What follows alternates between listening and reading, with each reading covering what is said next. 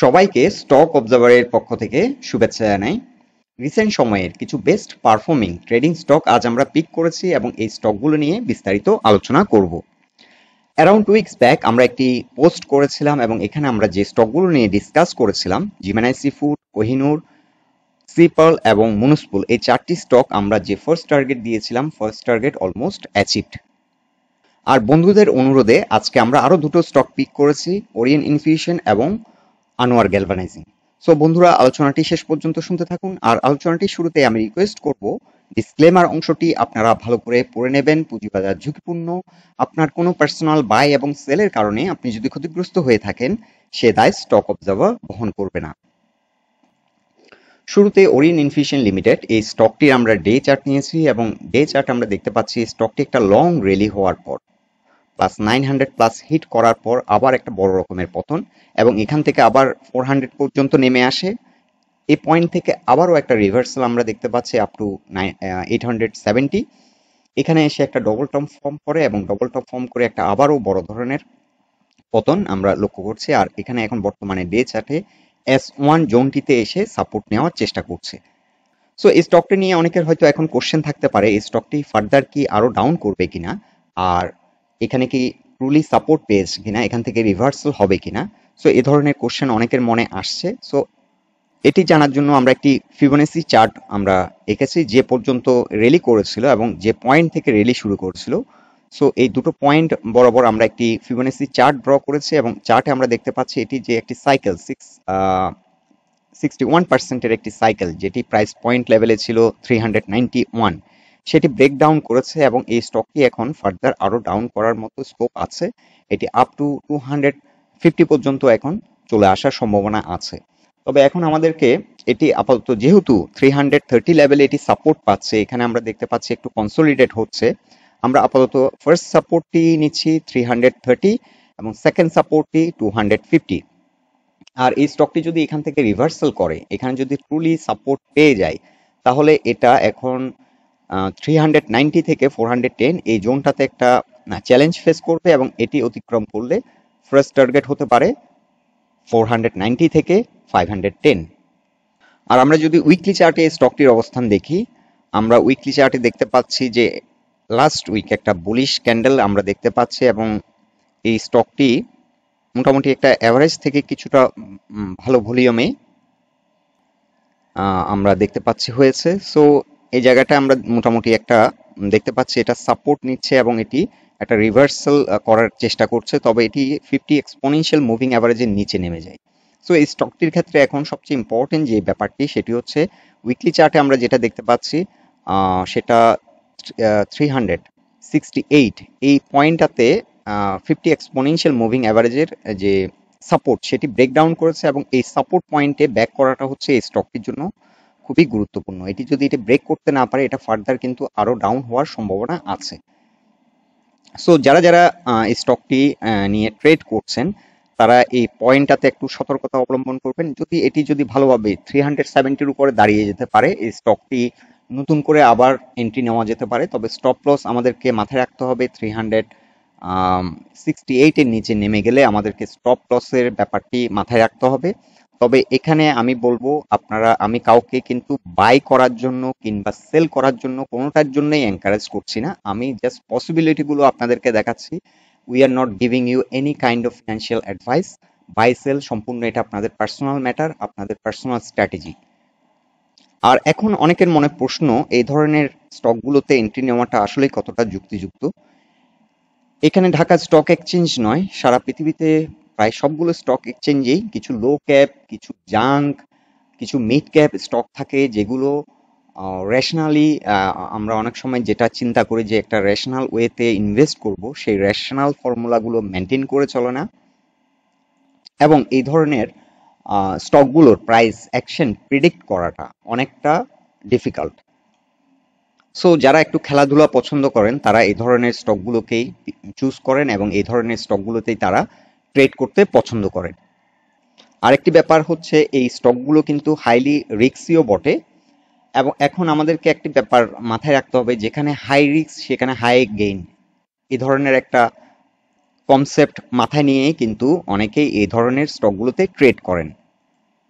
So anyway এই স্টকটির আমাদের first target আপাতত 490 থেকে 500, তবে এখানে উইকলি চার্টে আমরা দেখতে পাচ্ছি আরো একটি রেসিস্ট্যান্স 480, এই জোনটাতে এসে আবারও একটা রেসিস্ট্যান্স ফেস করবে। এখানে একটা প্রাইস পয়েন্ট রেসিস্ট্যান্স আমরা দেখতে পাচ্ছি, প্লাস 20 এক্সপোনেনশিয়াল মুভিং অ্যাভারেজের একটা রেসিস্ট্যান্স। সো এখন এই রেসিস্ট্যান্স পয়েন্টগুলো অবশ্যই কাউন্ট করতে হবে, কারণ এই রেসিস্ট্যান্স পয়েন্ট থেকে অনেক সময় আবার একটা রিট্রেস হয় এবং এখান থেকে আবার নতুন করে শক্তি নিয়ে আবার নতুন করে রিভার্সাল করে হয়তো নতুন করে আবার একটা প্রাইস অ্যাকশন ক্রিয়েট হয়। সো এই ধরনের ক্ষেত্রে অনেক সময় কিছুটা সেল দিয়ে রাখাটা যুক্তিযুক্ত হতে পারে, কারণ ফার্স্ট অ্যাটেম্পটে আমরা দেখি যে অনেক সময় স্টকগুলো তার যে মেজর যে রেসিস্ট্যান্সগুলো সেগুলো ব্রেক করতে পারে না। এখন আমরা জিমেনাইসি ফুড এই স্টকটির উইকলি চার্ট নিয়েছি এবং উইকলি চার্টে আমরা দেখতে পাচ্ছি এটি পিভট পয়েন্ট, এই জোনটি ব্রেকআউট করে কিছুটা উপর অবস্থান করছে এবং ভালো একটা ভলিউম নিয়ে কিন্তু ব্রেকআউট করেছে। সো এটি এখন ভালোভাবে স্ট্রং একটা পজিশন নিয়েছে। সো এই স্টকটির ক্ষেত্রে আমাদের এখন সেকেন্ড যে টার্গেটটি সেটি হবে 565। তবে এই স্টকটির ক্ষেত্রে আমরা 500, এখানে যেহেতু একটা মেজর রেজিস্ট্যান্স আছে, আমরা 510 এটাকে আমরা আপাতত আমাদের টার্গেট সেট করব। এটি যদি ব্রেকআউট করতে পারে পরবর্তী টার্গেট হবে 565, কারণ আমরা যদি ডে চার্ট দেখি, ডে চার্টে কিন্তু এই জোনটাতে কিন্তু বড় রকমের একটা সেল প্রেশার ফেস করবে। সো আপাতত এই স্টকটির জন্য আমাদের ফার্স্ট টার্গেট 500 থেকে 510 এবং সেকেন্ড টার্গেট হবে আমরা উইকলি চার্টে যদি দেখি 565। তো বর্তমান যে রিভার্সাল যে ট্রেন্ডটি আমরা দেখতে পাচ্ছি এটি কিন্তু খুবই শক্তিশালী, কারণ একটা হিউজ মানি ফ্লো নিয়ে হিউজ ভলিউম নিয়ে কিন্তু এই ট্রেন্ডটি সংগঠিত হচ্ছে, যার কারণে আমরা বলছি এটি অনেক শক্তিশালী একটি ট্রেন্ড এবং এটি ফার্দার অনেক দূর ট্রাভেল করবে। আর এই স্টকটির ক্ষেত্রে এখন যে গুরুত্বপূর্ণ রেসিস্ট্যান্স, শক্তিশালী রেসিস্ট্যান্স 510 থেকে 520, এই জোনটা কিন্তু সেকেন্ড টাইম অ্যাটেম্প করেছিল, ফেল করেছে, কিন্তু এখন থার্ড অ্যাটেম্প যদি এটি যদি সাকসেসফুল হয় তাহলে কিন্তু এই স্টকটি অনেক দূর ট্রাভেল করতে পারে। এটার কিন্তু রিসেন্ট একটি হাই আছে 638, এটা কিন্তু অনেক দূর ট্রাভেল করতে পারে, আপ টু 790 পর্যন্ত এটা ট্রাভেল করতে পারে। সো আমরা আপাতত এত লম্বা প্রজেকশনে না যাই, আমরা আপাতত আমাদের ফার্স্ট টার্গেট এবং সেকেন্ড টার্গেটে থাকি। এটি ফার্স্ট টার্গেট অ্যাচিভ করার পর আমরা আবারও একটি আপডেট দেব। এখন আমরা মনোস্পুল এই স্টকটির উইকলি চার্ট নিয়েছি এবং উইকলি চার্টে আমরা একটি ট্রেন্ড লাইন ড্র করেছি। এখন একটি ক্রিটিক্যাল পজিশনে স্টকটি অবস্থান করছে, এখানে একটি পিভট রেজিস্ট্যান্স 285 এই রেঞ্জে অবস্থান করছে, প্লাস এখানে একটা ট্রেন্ড লাইন রেজিস্ট্যান্স আমরা দেখতে পাচ্ছি এবং এটি ব্রেকআউট করার চেষ্টা করছে। সো এই স্টকটি যদি সাকসেসফুলি 285 এর উপরে দাঁড়িয়ে যেতে পারে তাহলে কিন্তু এই স্টকটির আমাদের নেক্সট যে টার্গেটটি হবে সেটি হবে 403।